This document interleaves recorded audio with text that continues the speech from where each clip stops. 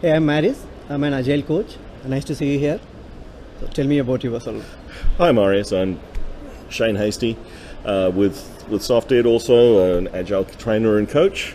And it's been a great day here at Agile Tour Singapore. The first day has been really amazing. I think there have been some great talks, very inspirational opening session, and some really interesting sessions through the day. Yeah, I'm happy to see that, and also attended your session. So, what's the? Can you elaborate about the topic? Okay, well, my talk was on the applying the Agile mindset to tough business problems. The idea is that there's a whole lot of stuff that we can take out of the philosophy of Agile and bring into the broader business world. While Agile itself, as a brand, I suppose you could say, started in the realm of software engineering and software development, today there's so much that we can take from that. If we move the emphasis from software into solving problems, to solutions-based approaches, there's a tremendous amount that we can take from the Agile adaptive thinking, build, measure, learn, feedback loops, retrospectives, and all of that sort of good thinking that's come out of the Agile movement, and start to apply it into broader business areas, whether that's in marketing, whether it's in people and talent management, whether it's in product design. I worked recently with an organization where we were looking at designing medical devices using an adaptive process. We've looked at the design of insurance products, not the technology behind, because yes, sure, we can do the technology, but it's the getting out of the building, going and understanding what the customer needs are, bringing in ideas from places like, or concepts like beyond budgeting, and Jürgen Appello's work on Management 3.0, which drawing heavily on the learning mindset that is part of the Agile movement. What's really interesting is when the Agile Manifesto was written, it was addressing a particular problem that was there at the time, which was the building software. Yeah. We've learned how to fix that.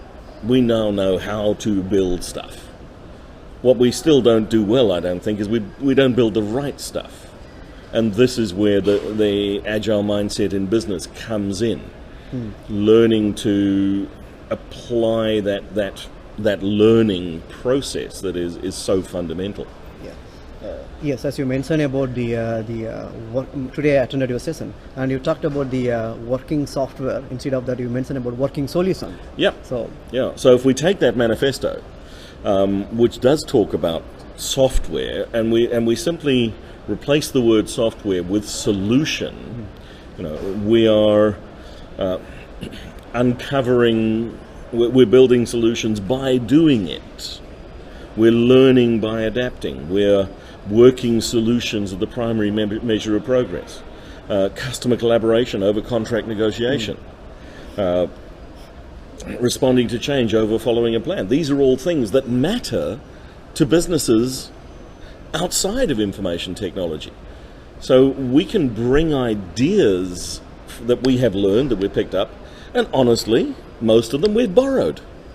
If we look at a lot of the underlying philosophies, we've been heavily influenced by movements such as Kanban and the Toyota Way, the Toyota Kata for steady, continuous improvement. The underlying emphasis in there on respect for people.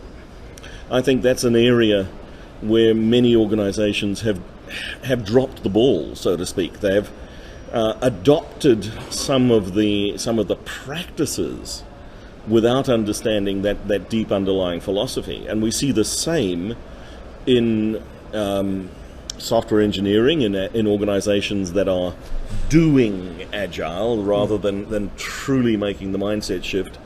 And I think there's a danger of doing the process improvement stuff without, again, making the mindset shift. The work of Carol Dweck in the flexible versus the fixed mindset. Yeah. We've got to move into that space where we can and we truly believe that we should and can and do learn and adapt, and that the way we work has to be different and has to actually evolve. Yeah, so you talked about the mindset and then the mindset shift and also the Toyota kata.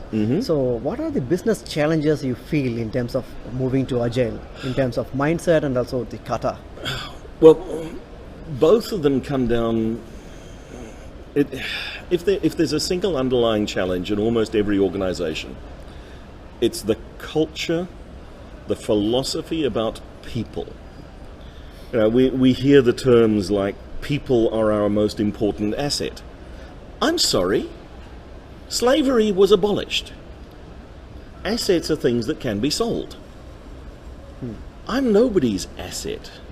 I might possibly be an asset to my wife, but I'm probably a liability for her, quite honestly. Yeah. The other one that we hear is human resources. Resources are things that are consumed in the production of a product.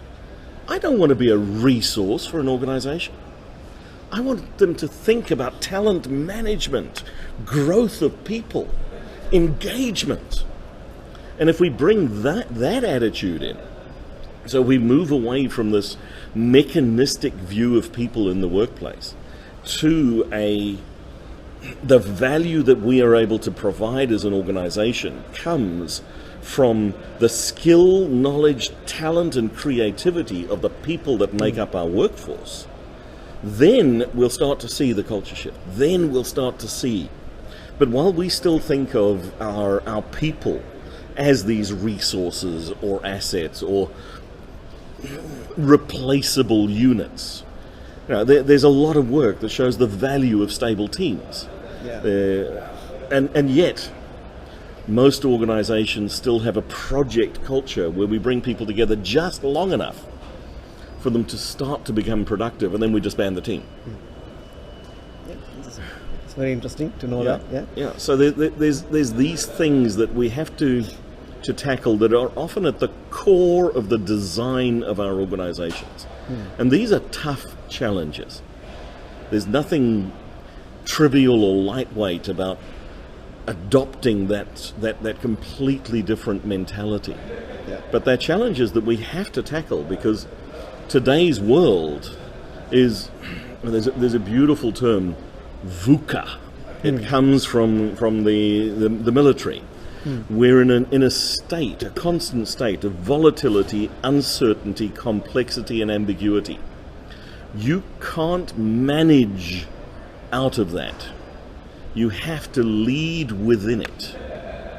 And our organizations, if they're going to survive, if they're going to adapt, if they're going to cope with this VUCA world, we have to take a different mindset towards the work and the way that we work. And in my mind, it truly does. It starts with how we think about and how we work with our people in the organization. That's fantastic. Today I learned the word VUCA. VUCA word. The VUCA word. VUCA word. Yeah, that's very interesting. Yeah. So maybe a last question. So how you see Agile in future? Well, Agile isn't a thing. Agility is a way of delivering value in the organization. And for me, it's this focus on maximizing value. And value is a hard thing to define. Jerry Weinberg says value is something that matters to somebody that matters. And that's, in my mind, is about the best definition I found for it. Dave Hussman talks about the dude's law, where value is the why over the how. So we've got to start to think about what is value, and then we work in our organizations towards maximizing value, and value comes in many areas. Obviously there is the financial value, but there's sustainability value. How do we make our organization sustainable? How do we make our society sustainable? One of the things that we have to do is have really well engaged people. One study said 70% of employees are actively looking for another job. That's not engagement, that's not sustainable. That's a recipe for disaster. So if they were all to find the other job that they're looking for, your organization would collapse. So how do we build value that is beyond the return on investment to shareholders? And it is about society. It is about our broader stakeholder community. And in my mind, agility gives us the tool set to achieve that. Yeah. The goal has to be value. The goal is never doing agile or becoming agile, but the goal is maximizing value in our organizations. Yeah, fantastic. As you mentioned, like agile is a journey. It is a journey. And one of the word you mentioned, like 70% of the people are actively looking for a job. And one of the survey I also heard about it, like 20% of the people is totally disengaged. Yeah. Right? It is equal to the GDP of Singapore. Yeah. You know, that's horrifying. 20% of people come to work hating what they do. Yeah. That must be soul destroying. Yeah. So today we learned a lot of things from your topic. Yeah. Thanks for that. Yeah. Thank you. Sam. Yeah. Thanks for having me. I'm happy to be with you here today. Yeah. Good to see you again. It's a good learning. Yeah. Thank you. Thanks.